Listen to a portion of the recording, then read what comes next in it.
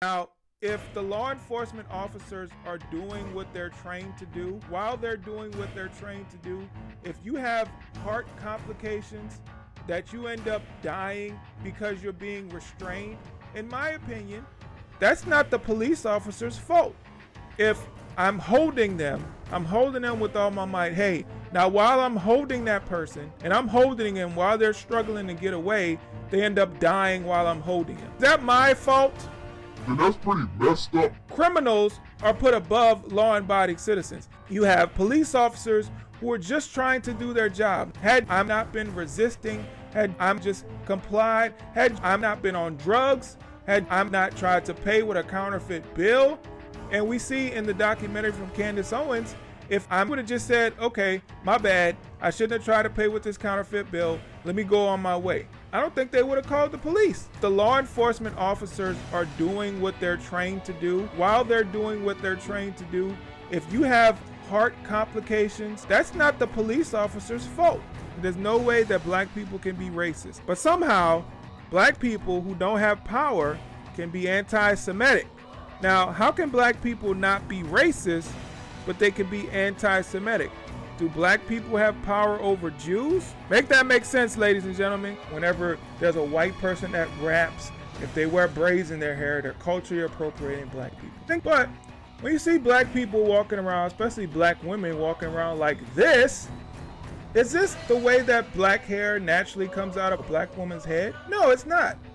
Isn't she culturally appropriating white women by wearing blonde, long weaves? Long blonde weave. This is black women whose hair does not naturally grow like this. It is not naturally this color. I'm sorry.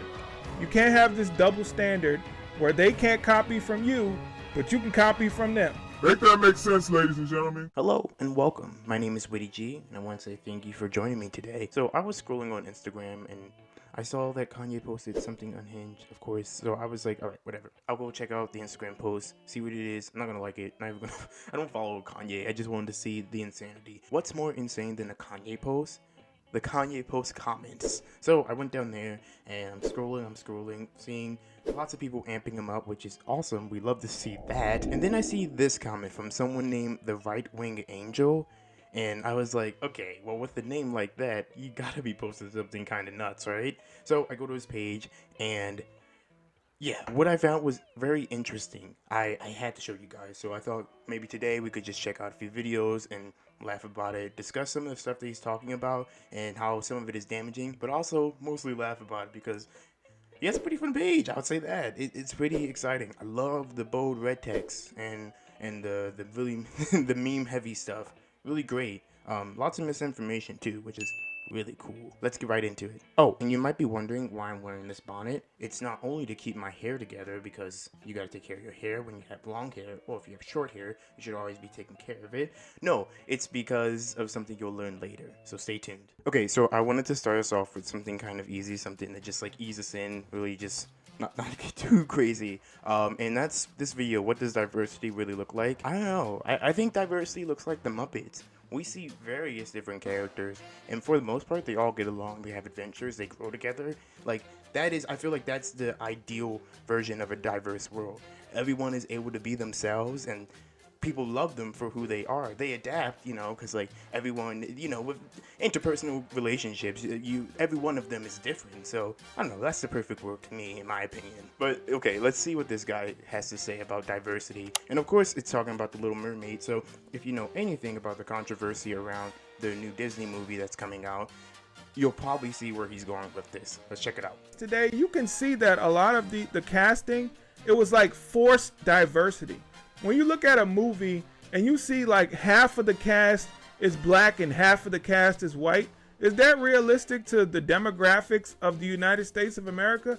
No, because black people only represent 13% of the population. So how does 13% of the population get 50% representation in any movie? They shouldn't. If you have a movie that has 100 people in it and 13 of those people are black, that's the population. That's what representation looks like in any given environment. Now, unless it's an area that's predominantly black, like if you have a movie that's set in a city like Atlanta, and the majority of the people in the movie are black, that makes sense. I have no problem with that. If you have a movie that's set in a city like I don't know, what's a predominantly white city? I don't know, probably like Austin. If you have a movie that's set in Austin and the majority of the people in that movie are white, I don't have a problem with that either. I just want it to look like what the country looks like. I don't want anything to be forced. Like, even though I'm a black person, I don't agree with affirmative action. I don't agree with being put in a position just because of my skin color. I want to be judged based on the content of my character. I want to be judged based on the fact that I'm the best person for the job, not because I'm black. I don't want to get a job over someone else who was more qualified than me just because they weren't the right skin color. That's sick, and anybody who would actually accept that job is a disgusting human being. Disgusting. You're a disgusting human being. Oh man, the car went by. You're a disgusting human being if you accept affirmative action. If someone recognized that you were black and that you had an important story to tell because of your history and because of the stuff that you've been through, and so you put that into a narrative, fuck you. You should have wrote it so that a white person could play it.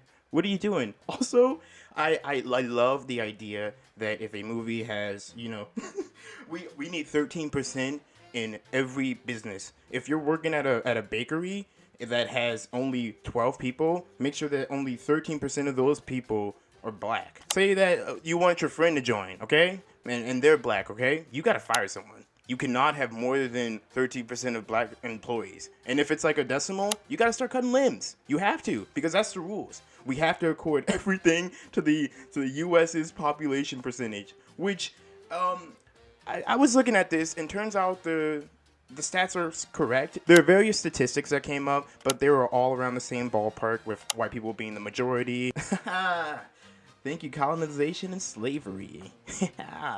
But yeah, after white people, it was usually Hispanic, and then black people, and then Asian people. I actually was surprised by that statistic. I figured it would be more. And I'm so glad that the right-wing angel pointed out that if a story takes place in a city, there should be more black people, because only black people live in the city. Only black people live in Atlanta. Did you know that? So the whole cast of Atlanta should be black. Make sure Childish Gambino knows that, and he fires all of his white employees, because there's no white people there at all.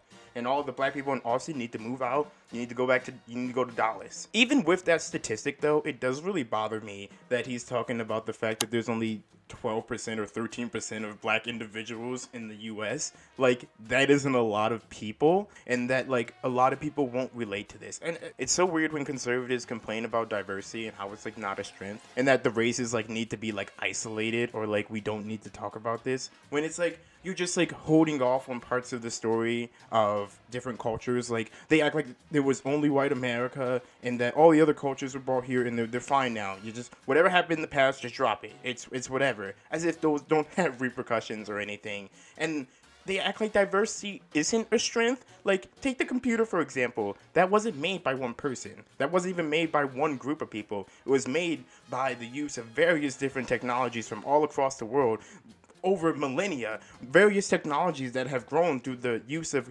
cooperation. That was diversity, motherfucker.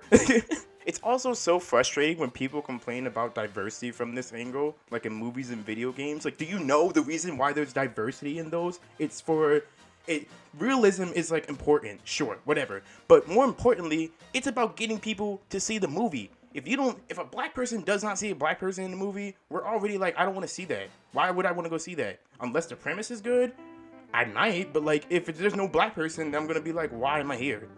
Who am I supposed to be relating to? Unless it's a slasher, because if it's a slasher, then black people make up their own character, where the people are like, run, bitch, run! Get the fuck out of there! Oh, he gonna kill you, bitch! God damn! That's us. So we make up our own characters in those movies. But it's so frustrating, because obviously, writers and directors are putting these in here so people can relate to them. It's not for an agenda, it's to make fucking money, dumbass. It's as much as we all want it to be some agenda to be like, black people have the power. We want them to have as much power as possible. That's not their plan.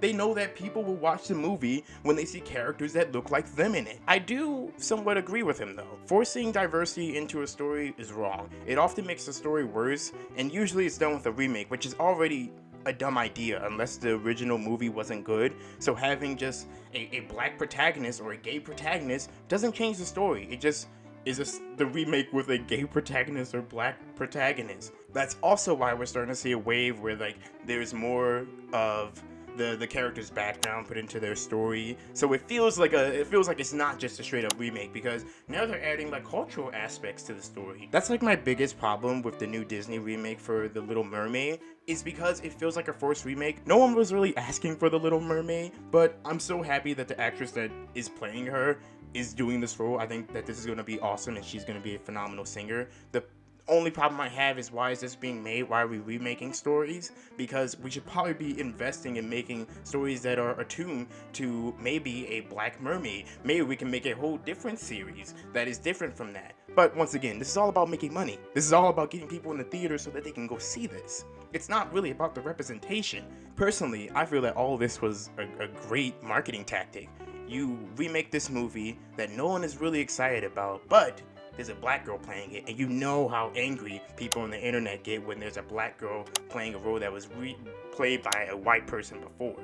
You know, like that gets the internet enraged, dude.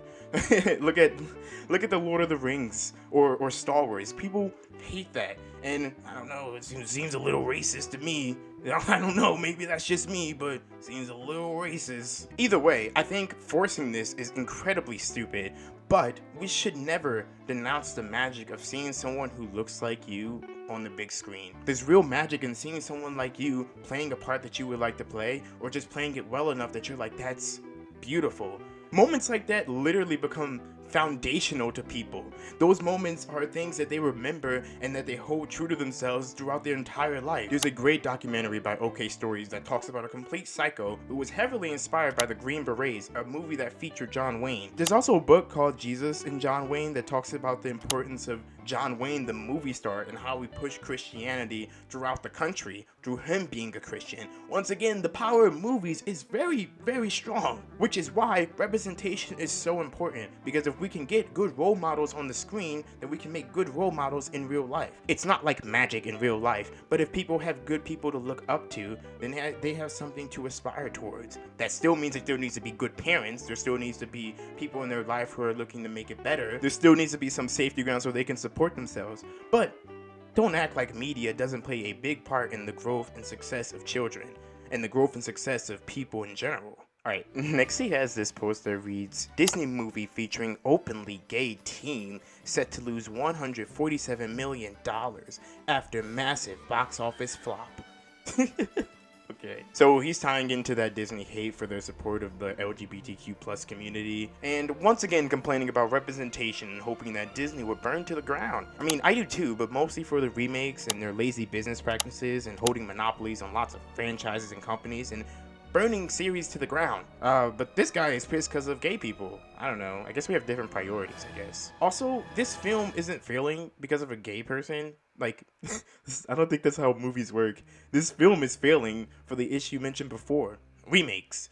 People had no idea what this movie was supposed to be about. The advertising was lackluster, and it had nothing really going for it other than a far too simplistic mascot. But I will say the animation is beautiful. It's breathtaking, and it's so colorful, and the squash and stretch of the characters is just gorgeous. The animators and the colorists really killed it with this one. But it's not a remake. There's no brand recognition in terms of characters, and in this day and age, it's harder to get new ideas off the ground unless they're a home run right off the bat, and they're released at the right time. Because streaming services provide so many options. Even good TV is hidden under layers and layers of a collection of garbage and excellent content. The entertainment industry is so hard, even for giants like Disney. I really hope this film is remembered fondly like Treasure Planet in years to come. Alright, let's hop into this one. So we were told that black people can't be racist. What? Told that racism is prejudice plus power. Because black people don't have any power in this country, there's no way that black people can be racist. So yes, I would say racism equals just prejudice. You know, I think there's levels to it. I think that a black person calling a white person cracker isn't inherently racist. If they're saying it with like racist intent, that's probably freaking racist. But if they're saying it as a joke, it probably isn't racist. However, if a white person says the N-word to a black person and it's like a joke, that's still racist. because of the history associated with that word. There's no joking with that word. Depending on the black person, different black people have different rules, which is one thing that you should learn as a white person very soon before you start just throwing the N-word wherever you want, is that different black people have different rules for that word, because we aren't a monolith, believe it or not. Isn't blew your fucking mind with that one. So whenever a black person says anything horrible about a white person based on that white person's race, it's not racism because black people can't be racist, right? Because they don't have power over white people. But somehow, black people who don't have power can be anti-Semitic. Now, how can black people not be racist, but they can be anti-Semitic? I'll key you in on this one real quick. I got you.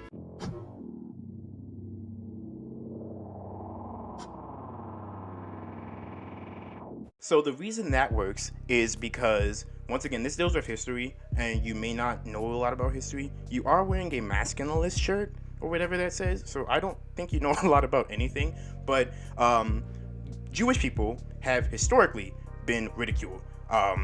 Even, like, I mean, if you're Christian, you read the Bible. Like, Jesus was crucified by the Romans. Like, that was like a big thing. In the Bible, Jewish people were also kept as slaves by the Egyptians. There has been long historic tribulations that Jewish people have faced at the hands of those who persecuted them. Not to mention that back in medieval ages, especially when the plague happened, the bubonic plague that killed about most of Europe. Guess who was blamed for that? The Jews. And guess who was persecuted? The Jews. And if you know anything about kind of anything in the 20th century, it was a really big thing, really big fight that happened that caused a lot of freaking people to die, and it wasn't funny at all. There's no jokes to be made about that. It was an awful, awful experience. And one of the specifically persecuted groups of people were the Jews. And the way that this persecution started was by blaming Jewish people for the state of the world, for the unhappiness that was going on in Germany and in Italy and in all those places where bad things were happening. There were people in America at that time who were saying there were bad things happening because of Jewish people. So there's been a long history of anti-Semitism in the world. So saying things like going DEFCON on Jewish people is a bad thing coming from anyone. It doesn't matter. I think the only person who would be allowed to say that would be a Jewish person. It wouldn't be a hate crime, but it sure would be fucked up. Chappelle is in hot water for a monologue that he did on SNL that was widely regarded as anti-Semitic. Basketball player Kyrie Irving, who's known to have a proclivity for conspiracy, tweeted a link to a film that contained anti-Semitic disinformation and was eventually suspended by the Nets. And we all know what Kanye is up to. I recently did a video on black writer Eric Monte's accusations that Norman Lear had cheated him out of the profits of several of the shows that he had had a hand in creating. The torrent of anti-Semitic comments under that video left me reeling. So where is all this coming from? Jewish people were at the vanguard of the civil rights movement in the 1950s and 60s. So what happened to relations between the black and Jewish communities? Historically, black and Jewish people have been natural allies. There is a common history of extreme persecution and triumph in the midst of adversity. And for a while, these commonalities seem to create a natural alliance between the two groups. In the world of arts and entertainment, black and Jewish people have collaborated to create some of the most significant and lasting works of all time. Oh lady, be good to me. And it's safe to say that the world of comedy would essentially be non-existent without the contributions of black and Jewish people. Historically, Jewish people in America have been politically progressive, and they were some of the first to break down racial barriers.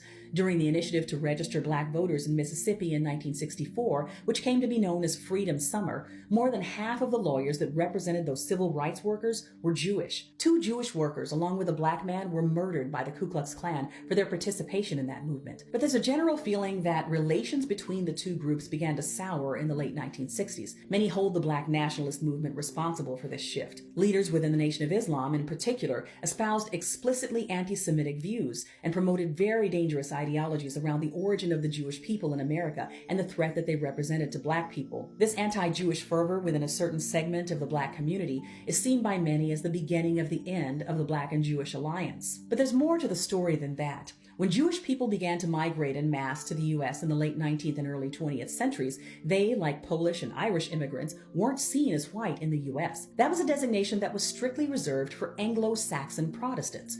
But right around the middle of the 20th century, America extended an uneasy ceasefire and effectively granted them whiteness. Whiteness with an asterisk, but whiteness nonetheless. Since race as we know it is a social construct and not a biological reality, yeah, They could do that. And so black people who could not change their names or features and be absorbed into the general population began to find allyship elsewhere.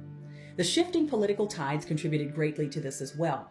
Rather than being seen as struggling minorities fleeing persecution, the Jewish people were now representatives of the American dream. They were an immigrant success story.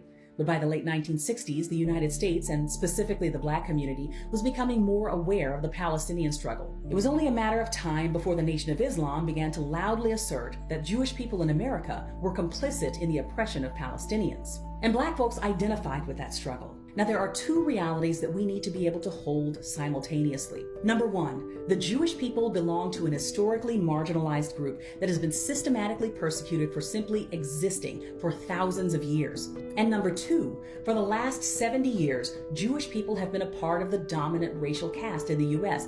and therefore are able to participate in and perpetuate white supremacy. It would stand to reason that black entertainers in particular would be acutely aware of the history of exploitation of black art and artists by unscrupulous managers, agents, and industry heads. That's a history that can't be explained away. But in our zeal to call out white supremacy in all of its forms, we as black people must remember that religious and cultural persecution are tools of the oppressor. We cannot find true liberation in allowing ourselves to become the mouthpiece for someone else's holy war. Our fight isn't against Jewishness, it's against white supremacy. And the paradox is that that has historically been a shared battle between the black and Jewish communities. Join Greg Bryant and I for a frank discussion on this topic on the I'm All Over the Place podcast. Do black people have power over Jews? Last time I checked, Jews were way more powerful than black people in terms of their economic status, in terms of the positions that they hold in this country. That's true, actually. I like to bring up Yu-Gi-Oh references a lot in my videos because I played the game for a long time and I need to use this knowledge somehow. Black people are just like Yu-Gi-Oh cards. We have 3 stars, so we can be summoned whenever, but white people and Jewish people and even Africans who come straight from Africa, they're all above 3 stars, so they have to be like spiritual summoned and stuff. But that usually means that they're more powerful. So that's usually how it goes in the ranking. So now you know. Black people are on the bottom list, and right below us are animals, but only sometimes. So how can black people be anti-Semitic but not racist? I love this argument too. It's like, why can't I say fucked up shit to him and it's not anti-Semitic? You could say you're an asshole. You can call him a dickhead, but you shouldn't call him a Jewish slur. You shouldn't say that because why did you have to? You know what I mean? Like, same with like having a confrontation with a black guy. You could call him whatever the fuck you want, but like, why did you have to call him a slur? Because like, you know that's racist. And the reason you said it was because you knew it was racist. So you said the racist thing because you wanted to get a response out of it because you knew it was racist and it would tap into some kind of anger. Like, these arguments blow my mind. Make that make sense, ladies and gentlemen. All right, so the next one we have here is calling out cultural appropriation. Let's see what we got. The only people that are really barking about cultural appropriation are white liberals and black people. That's true. That's actually a fact. He even has statistics for it, but he doesn't want to show them right now. He sent them to me. I have them, and I looked at them. They're all true. Those in-depth. He did like Family Feud surveys to find out, so you know they're facts. You know they're accurate. Whenever there's a white person that raps, if they wear braids in their hair, they're culturally appropriating black people. That is, that's hilarious too. Do you know why they're calling that cultural appropriation when Ariana Grande is like way darker and she's like rapping and like she's way different than she was like a year ago, or when Miley Cyrus just is rapping and she's doing like twerking and stuff, and then she like, and both of them just switch it off ironically when they get a little bit older, like just a little bit older too. It's only been like a couple years. They get a little bit older and now they're like completely changed their aesthetic. It's because it's an aesthetic. I am not the most well versed in this topic, but guess what? There's multiple videos out there that talk about a lot of famous stars who steal the black woman aesthetic and then use it to profit and then dump it away when it's no longer profitable. Look at Bad Baby, for example. Like, she literally, or Iggy Azalea, both of them use the black woman aesthetic to make money. That's their whole thing, is being the white girls who act black. That's why Playboy Cardi is with her and then left her with a baby so he could give her the black woman experience. I think the people who talk about cultural appropriation the most are the ones that are the most guilty of cultural appropriation. Let them know, bro. Hell yeah. White liberals and black people always appropriating culture. The goddamn fedoras that white people love to wear, that's probably not even from white culture. Those those motherfucking sandals that black people wear, they not even from Africa or anywhere in black America. They're actually from Canada, and we stole them. We stole everything from Canada. All blacks hip hop, that's a Canadian thing. Straight up from Canada. They were depressed by all of the police violence in Canada. How the Canadians were just being abused up there. While trying to like sell bacon and get maple syrup. So they started rapping about it. They started using rhymes and poetry. The history of Canadian rap is truly understated. And black people stole that. They stole it and they ran from Canada to New York City and started it here. I should put quotes over that because that's what we do. We steal, you know. This guy would probably agree. That's all black people do is steal. That's what we do best, you know. Black people have natural, kinky, curly hair. But when you see black people walking around, especially black women walking around like this. Got you, black women. I see you with your wavy hair, with your blonde hair. Black people don't have blonde hair. Huh? Are you a Super Saiyan? Huh? Is this the way that black hair naturally comes out of a black woman's head? No, it's not. Isn't she culturally appropriating white women by wearing blonde, long weaves? Of course she is. Does blonde hair come out of a black woman? Not that I know. And also, black women's hair should be short. Did those eyes get makeup on them? Did God give you makeup on those eyes? What about that shirt? Or the jacket? Did that come on? Is that what black women wear? No. No, black women were not born with that.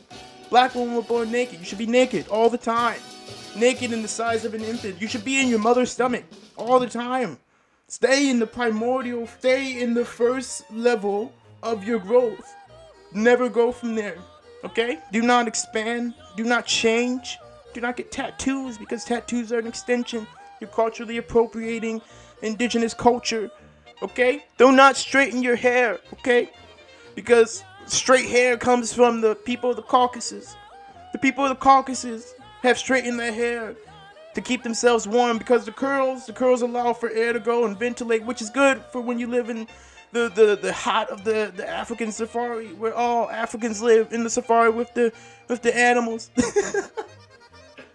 What are you saying, nigga?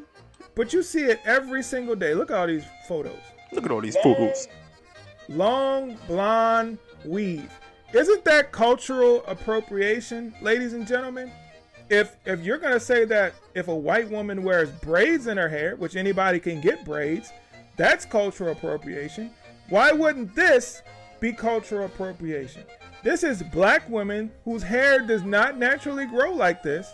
It is not naturally this color, getting weaves or hair extensions or lace front wigs to look just like this. To look how black women do not naturally look. To look like, in my opinion, like white women. They look like they want the hair of white women. So why isn't this called out as cultural appropriation?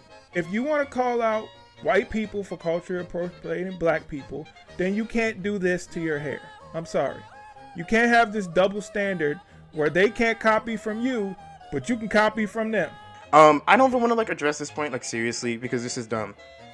Listen to what I just said about power structures. This is not cultural appropriation. The reason this is not cultural appropriation is because black women have forever had a standard for how they have to look in a white space. Okay? Cultural appropriation thing between black people and white people and using white styles with your hair is completely false. One, because there is a definite power structure between black and white people holistically. Look at slavery. The ramifications of slavery still have impact to this day, and we're still recovering from that. The reason why this isn't cultural appropriation is because there has always been a standard for how a black woman or a black man should be presented when they are in a workspace. For example, black men for a long time could not have dreads like I do now, because that was seen as savagery. If my mom was also worried about me even getting dreads when I was younger, because there was something associated with dreads. One, there's weed associated with it, and weed is associated with crime.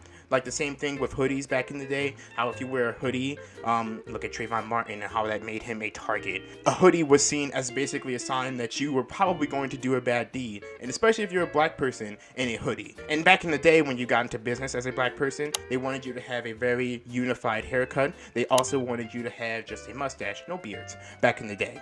I know this because my grandfather would tell me stories about this as well. And I know this because my dad also had to deal with stuff like this. We even see some of this happening now, like in schools, where kids aren't allowed to have dreadlocks because reasons. Sometimes it's related to sports. Other times it's just because they're black and they have dreadlocks, because there's other kids, usually white kids, who have long hair, but they're still allowed to do the whole sports thing. So, very interesting. And more so, the reason why this isn't cultural appropriation is because these young women who are on here right now and have their little pictures on Pinterest or are walking around the city and they have blonde hair or whatever color hair that they want, or they have it straight or in the shape of a helicopter or whatever, they aren't making fucking money off of it. They aren't making a giant fucking bag off of it. It is not their entire persona. The reason people have a problem with cultural appropriation is because people are making money off another person's culture.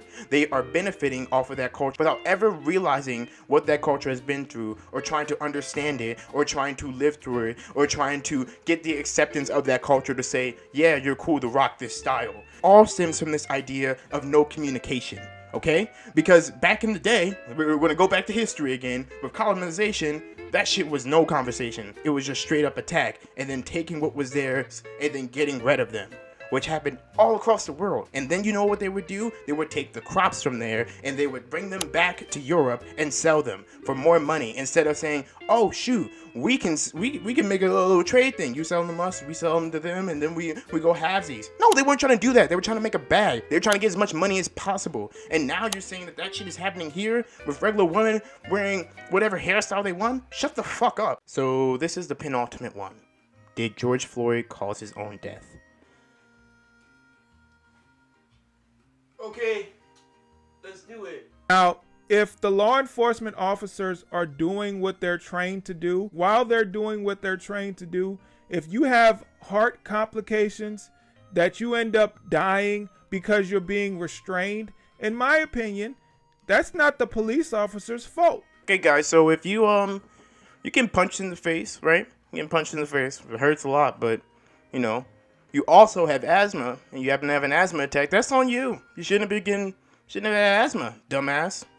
Sorry, your genetics suck. Or if you have dementia and you don't know where you're at and you get hit by a car, sorry, dumbass. You should have looked for the car. Didn't you see it? It honked. It honked. If you're getting strangled and have a stroke and die, your stroke killed you, not the strangler. The strangler had nothing to do. He was just a bystander.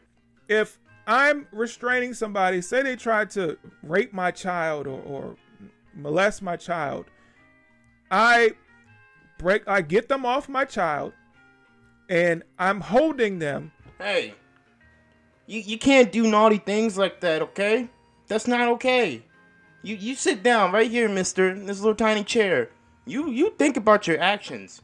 You don't just run in people's houses and try to touch the kids. You don't do that, okay? I'll read a few verses to you, okay? John 3:16. Sit right there. I'm gonna go through this real quick with you. This fucking USA hat in the back, bro. Shit can't even fit over your head. Why is your hat flipped backwards like you're Ash Ketchum? You can't catch nothing but misinformation, man. I also like the Faith family tea while he's talking about did George Floyd cause his own death. Like, what is this juxtaposition, dog? Until the police get there.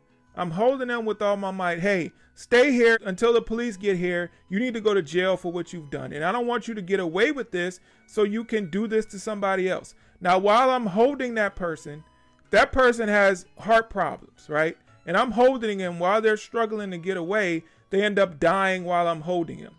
Is that my fault? What are you talking about, my guy? That's not what happened, though. That's not at all what happened. You're living in a dream world. What are you talking about? This is a completely different situation. One, you are not a cop. You're saying you're gonna wait for the cops. This was a cop grabbing him and also like pressing his knee on his throat. You're saying you're gonna hold the guy and say like sit there. This is a completely different situation. And also it's also a straw man because This has nothing to do with anything. It also has nothing to do with the situation that occurred, which was murder. It was just straight up an execution that was on screen. So I don't know. I really don't know what's crack you've been smoking, but pass it here. I want to try it. Should I be held responsible for this person who tried to molest my child? If I am, then that's pretty messed up that we live in a world where criminals are put above law-abiding citizens. And I think that's what happened with this George Floyd case. I can't believe we live in a world, ladies and gentlemen, where someone who goes to the candy store and steals a bag of Hershey's, the little Kisses bag, they can be let free. And if they die during this robbery, say if they died, they would be the ones who weren't in trouble. Now I'm in trouble. Man, what I wouldn't do to be dead right now, like that kid. What are you fucking saying? You have police officers who are just trying to do their job. Now you can say that Derek Chauvin could have shown more empathy and compassion. Yeah, dude, I would have loved if Derek Chauvin would have given him an empathetic knee. Instead of the really violent, he could have cushioned it. He could have maybe added a pillow when he was pressing on George Floyd's neck and he was saying, "Hey, I can't breathe, and was calling out to his mom. Yeah, no, I wish he would have been a little bit more empathetic. I wish just cops would talk to me a little bit more. That started off as a joke, but maybe if you talk to people a little bit more instead of just shooting them or kneeing them until they can't breathe anymore, you might be better at your job. But you also have to understand he was in a situation where you have all these bystanders that are irate, that are screaming and cursing at them. If he actually lets up on George Floyd, what will happen? I also love this argument right here where he's there was so many people around, the cop was nervous. This nigga's a cop. He should be ready for anything. These people are, I don't know if you know much about cop training. There's lots of videos online that you can check out about it so you're better aware. But they're taught basically to be scared of everything. They're supposed to be always aware of their surroundings, always expecting the worst. All the time. So the fact that you're saying man, this cop was really freaked out. His anxiety was really up and down. He didn't know what was going to happen. So he continued to press on the guy's knee. Literally the worst case scenario happened. He killed someone, and now he's, in jail for it. This was the worst case scenario. He didn't really think about that. And also, the idea that this cop wasn't prepared for anything that might happen so he would make better judgments. He shouldn't be a fucking cop. If you aren't prepared to make those decisions where it's life or death, in this situation, it literally was life and death, and he made the wrong fucking decision, and he cost someone their life. How in the world can you take the cop's side in that situation? How in the world can you take the cop's side whenever they kill someone innocent or someone who wasn't proven guilty? That's not their fucking job. Their job is to arrest and detain people and investigate. They are not the judge and the jury or the executioner. It's crazy that we have people like this motherfucker who defend these guys when they're just breaking the rules. They're just murdering people off rip. For what? Just cuz? Because he's black. Black like you, sir. And do you know that this person is not faking? And then you let up on them, and then they get up and they run away, or they get up and they grab your gun and kill you. Do you know that that's not going to happen? Of course you don't. So that's why you have to do what you need to do to subdue the suspect. So that's why you have to do what you have to do to subdue the suspect. And I subdued him forever. He will never ever do a crime again. I think I should get Cop of the Year. And whatever happened, in my opinion, that's on George Floyd. So you heard it here, criminals or anyone who may get a speeding ticket or anyone who got a parking ticket and forgot to pay it or whatever. Anyone who's ever pulled over by the cops, it happens to be black and the confrontation goes south. It's your fault. Anything that happens to you by the cops is your fault. That's always your fault because you should have been nicer to the cops and sucked their dick. No, fuck that. This guy's an idiot. He doesn't know what he's talking about. And he's defending the cops that he's so clearly trying to be a pick-me for and right-wing people like him. And it's just really dangerous. So laugh at this guy if you want. Do not like any of his posts. Do not follow him. Fuck this guy. And thank you for watching. Maybe we'll check out more of his stuff. There was another video of his that I wanted to talk about. But this video has been long enough, so... yeah, thank you guys. Have a great one. Stay happy, stay healthy, and please be kind to someone. We have to make up for all of the evilness that this guy has been putting into the world. All right, peace out. He about to, I don't want to say it in a in a gay way, but he about to touch me with this one. Hold on. Have you ever walked in a grocery store and seen a lady with a bonnet on her head with 8 kids walking behind her? You think that she's being responsible? You You think that she's really taking into consideration what she's supposed to do responsibly? You think that she's not on Section 8 housing? You don't think that we paying for her to house her kids, who's probably gonna grow up and steal my wheels off my car? I'm anti-bonded, okay? You know, they might, you know, people not gonna like me for saying this, but I'm anti-buying it. Whenever I see those women walking around in grocery stores and airports and in churches with those bonnets on, it just makes my skin crawl. I'm telling you, it's the most ridiculous thing ever.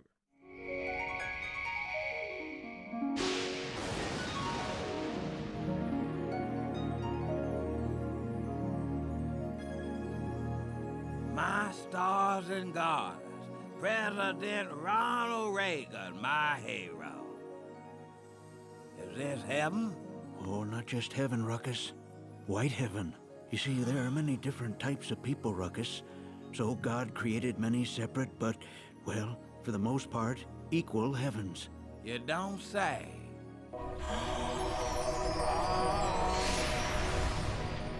White heaven is for decent, good, God-fearing Christians who just happen to, well, hate everyone and everything relating to black people.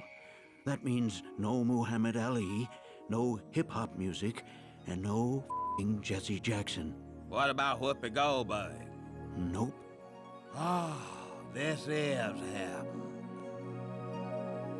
Turns out that God really doesn't have that much of a problem with racism. He doesn't even remember slavery, except in February. Personally, I hate black people, Ruckus. That's why I did everything I could to make their lives miserable. Crack? Me. AIDS? Me. Reaganomics? Come on, I'm in the name. And God has rewarded me. Know why? 'Cause 2 niggers and 2 quarters don't add up to $1? Well, that. And because God loves white people. And if you teach everyone on Earth to love the white man, you too can join us in white heaven.